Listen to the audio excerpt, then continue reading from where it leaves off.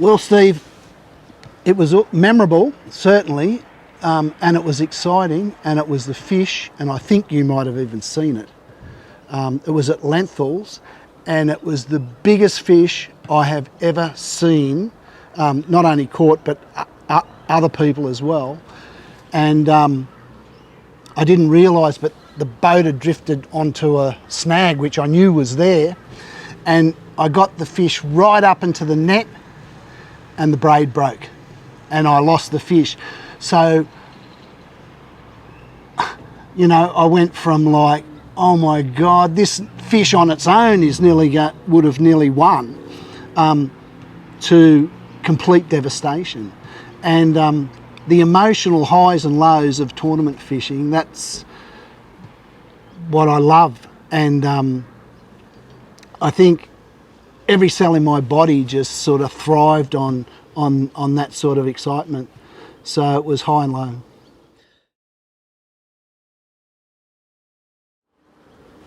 I went along because I was invited by Gordon McDonald to the first one you ever ran, and I loved it, and so I thought, I'm going to do this. But in fishing terms, I didn't have much self-esteem, and I compared myself with, you know, all the gun names, you know, Brett Thompson and Harry and Matthew Mott. And funny about Matthew, because we teamed up later on, and I learnt an awful lot from Matthew. I think it's always a two-way street. But going as a non-boater, I got to see how everybody operated, and I'm thinking to myself, I can do this better. I can do this on my own. Like, you know, I'd take some time and I'd fish that point thoroughly. I wouldn't just zip past it. And so I think in that year that I was a non-boater, I was like a sponge, you know, and I was soaking everything up, and I was learning as much as I could, and as best as I could, I was open. I've really noticed with other fishermen and non-boaters how some people are open and some people tend not to be, and it restricts your learning. And that, you know, we'll talk about Carl later on, but Carl was the first person. Well, I've never come across someone who was so open as Carl, but we'll talk about that. But anyway, so the next year I went as a non-boater, and I know Carl's a lot like this when people tell you can't do it or whatever. And I'd had a lot of success at fishing maroon on fly, and so I thought, I'm going to go to Somerset, it's close by, and everyone I knew and respected said, oh, you can't catch bass on fly in Somerset. Well, you know, that's all I needed. Press the button and I'm doing it. And so I did it. And that year I just fished Somerset because the year before, as a non-boater, no fish. And my whole goal was to catch one fish. And first session, went out. In the first 10 minutes, I had a reasonable good fish in the well. And it was such a goal that I just sat there and went, well, I've done it. And then what do I do now?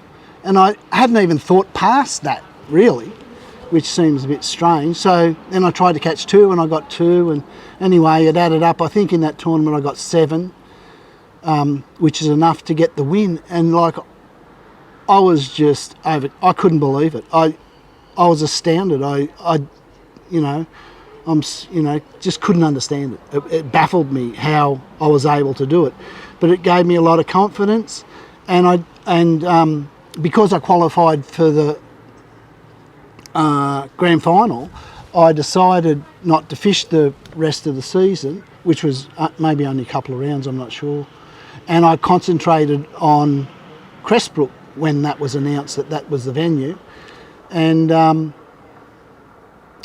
you know, a funny thing happened with that just popped into my head. I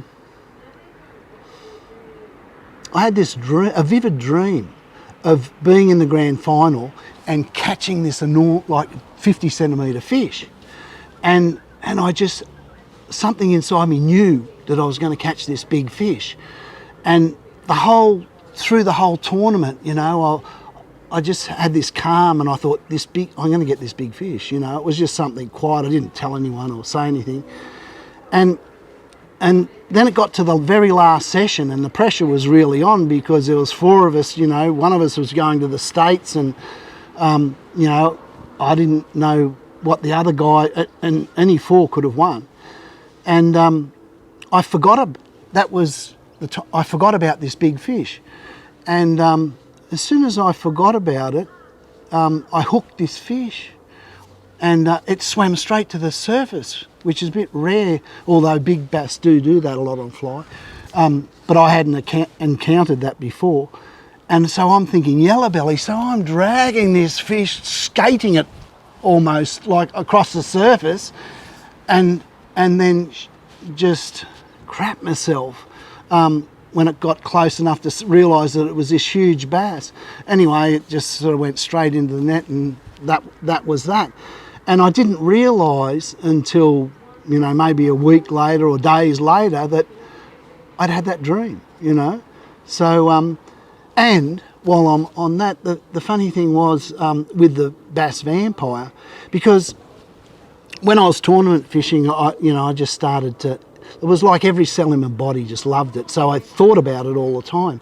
And I woke up one morning, I had this picture before I woke up, and I woke up and I have a pad beside my bed, and I drew this, this fly, which I think you ended up calling the vampire.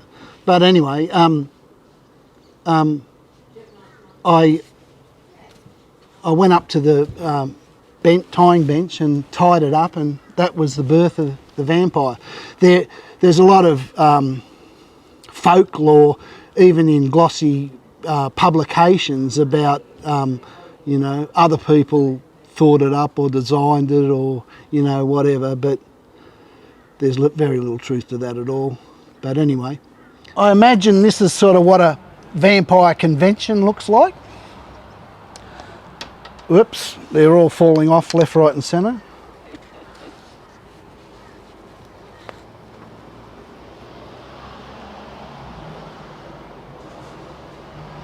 You just need the king vampire at the top, don't you? What do you call the head vampire? Well, I don't know.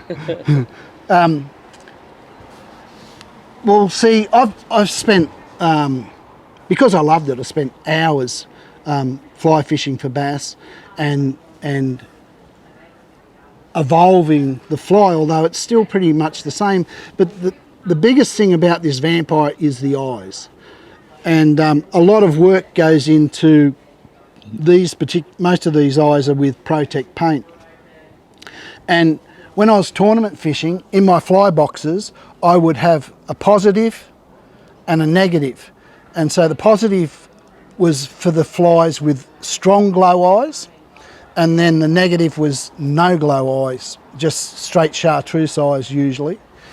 And what I found over time is that generally speaking, glow eyes, you know, 80%, 70% are probably the most productive fly. But there are occasions, and Andrew Robinson won Somerset on fly, that dam that you can't catch bass on, and he had one of my flies, and he showed it to me after the event, and it was a really tough tournament. The fish was sitting on the bottom, and he caught it on a vampire with no glow whatsoever, just straight chartreuse. And he was getting the bites. He used the one fly the whole tournament. He won the tournament. So what I found was that in different conditions, they prefer, you know, sometimes they'll be right over a glow and sometimes not. And that's really a pointer to the way I try and think about my fishing all the time. I try and hold beliefs lightly. You know, like, I'll give you an example of, remember the tournament at Bjelke-Petersen Dam after we'd had substantial rain. The water was going over. I think there was 3 legal fish caught in the whole tournament, and they weren't that big. I think it might have been Smithy, Matthew, and Steve Davies. And it was tough, you know. And I remember it was summer. I think it was really hot, and but after that, I remember Matthew was sort of pretty upset because he was starting to listen to. Everyone was saying, all the fish have gone over the wall. We can't catch them, so they've gone over the wall. And I'm saying, you know, like, nah, like, we don't know that. Where's the evidence for that? I think truth telling is really important, you know. Like, yeah, it's fine to bullshit, you know. Actually, a very wise man said to me once, the only time a fisherman's telling the truth is when he calls another fisherman a liar. And that wise man was your dad. But anyway, to me it's important because we make excuses for why we can't catch fish. When time proved that there was cracker fish, they were just trying to breathe. They weren't interested in eating. They were trying to survive. They were, you know, who knows where they were. We couldn't catch them. We weren't good enough. That's all there is to it. You know, it's not like they've disappeared.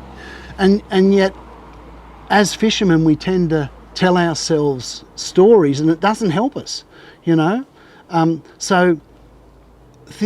Like over and over, I get some idea in my head that, you know, this is how it all is, but I've learnt to hold that really lightly because it'll probably prove not to be correct, or there'll be a variation, or, you know, it's just, I think it helps if you're open and you observe around you, you will become a better fisherman.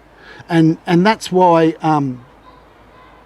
I really love the ABT system, because that was my experience coming in as an insecure angler, and as an angler building confidence and building confidence. I don't think there's a faster way of becoming a better angler than being a non-boater in the tournament. And that's the pathway I took, so that's the what I would promote or suggest. You know, there's probably other ways and people think differently, and that's what makes the world so wonderful. God, it'd be terrible if we all thought like me.